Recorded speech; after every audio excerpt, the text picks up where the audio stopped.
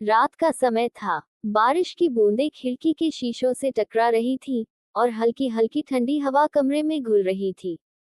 अनन्या अपनी किताबों में खोई हुई थी, लेकिन उसका ध्यान बार बार बाहर की तरफ जा रहा था। वह अकेली थी, मगर मन कहीं और भटक रहा था। तभी दरवाजे पर दस्तक हुई।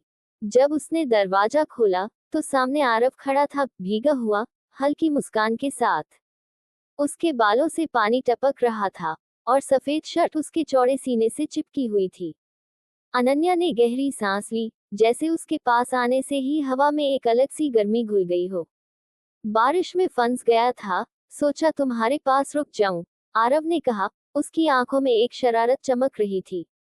अनन्या ने दरवाजा खोल दिया। वह जानती थी कि आरव के साथ कुछ पल बिताने का मतलब था दिल की धड़कनों का तेज हो जाना, सांसें उलझ जाना और महसूस करना वो गर्माहट जो सिर्फ उसके करीब आने से होती थी। आरव ने अंदर आकर अपनी गीली शर्ट उतार दी। उसकी सांवली त्वचा पर पानी की बूंदें चमक रही थीं। अनन्या की नजरें अनायास ही उसके चौड़े कंधों पर टिक गईं। तुम भीग गए हो, मैं तुम्हारे लिए कुछ गर्म लाती हूँ, उसने धीमे स्वर में कहा। जरूरत नहीं, आरव ने धीरे से उसका हाथ पकड़ लिया। उसकी उंगलियों का हल्का स्पर्श ही काफी था अनन्या के गालों को गर्म करने के लिए। कमरे में एक अलग ही माहौल बन गया था, बाहर की ठंडी हवा और अंदर की बढ़ती गर्मी का संगम। बारिश की आवाज अब बैकग्राउंड म्यूजिक की तरह लग रही थी। आरव ने उसे करीब खींच लिया। उसके हाथों की मजबूत पकड़ में एक गहरी चाहत थी। अनन्या ने एक पल के लिए खुद को रोकने की कोशिश की, लेकिन आरव की आंखों में जो आग थी, वो उसे घेर चुकी थी।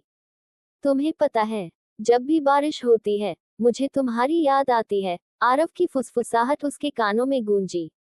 अनन्या ने धीरे से उसकी छाती पर हाथ रखा। वह उसकी तेज धड़कनों को महसूस कर सकती थी, बिल्कुल अपनी धड़कनों की तरह। आरव ने उसके चेहरे को अपने हाथों में लिया और उसकी आंखों में झांकते हुए उसके गीले होठों को अपने करीब खींच लिया। अनन्या की सांसें तेज हो गईं। उसका दिल दौड़ने लगा, जैसे किसी ने उसमें आग भर दी हो।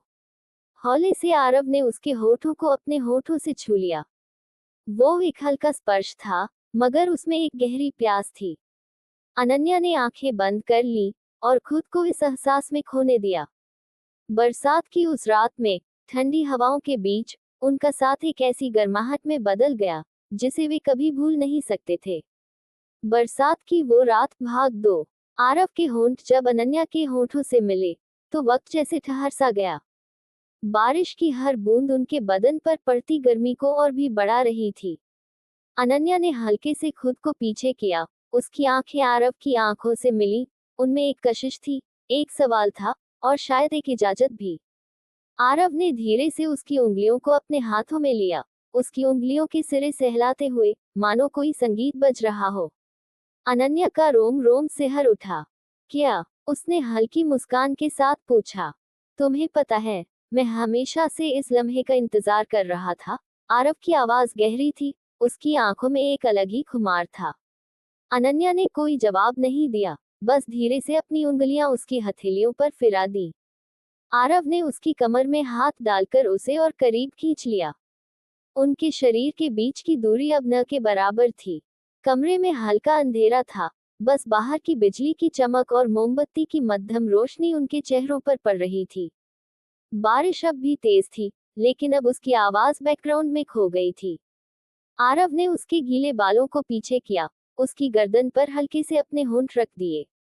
एक हल्की सिहरन अनन्या की रीढ़ से होते हुए पूरे शरीर में दौड़ गई। उसने अपनी आंखें बंद कर ली, अपने हाथों को आरव की पीठ पर फिराते हुए उसकी गर्माहट को महसूस करने लगी। तुम्हारी धड़कन बहुत तेज चल रही है, आरव ने उसकी कानों में फुसफुसाया। तुम्हारी भी, अनन्या ने धीमे से कहा, और उसके चौड़े सीने पर अपना सिर टिका दिया। आरव ने उसकी ठंडी हथेलियों को अपने होठों से छू लिया, और फिर धीरे से उसका चेहरा ऊपर उठाया। उसकी आंखों में जो प्यार था, उसे देखकर अनन्या का दिल और भी तेज धड़कने लगा। मैं चाहता हूं कि ये रात कभी खत्म न हो, आरव ने गहरी सांस लेते हुए कहा। शायद कुछ लम्हे कभी खत्म नहीं होते, अनन्या ने जवाब दिया और खुद को उसके करीब खींच लिया। उस रात, बारिश सिर्फ बाहर नहीं बरस रही थी, बल्कि उनके दिलों में भी एक अलग ही आग लगा रही थी। उनका प्यार उस बारिश की ठंडी बूंदों में भी तपिश पैदा कर रहा था। और फिर वो दोनों बारिश की उस मदहोश रात में खो गए, जहां सिर्फ धड़कनों की आवाज थी, पूरी हो रही थी।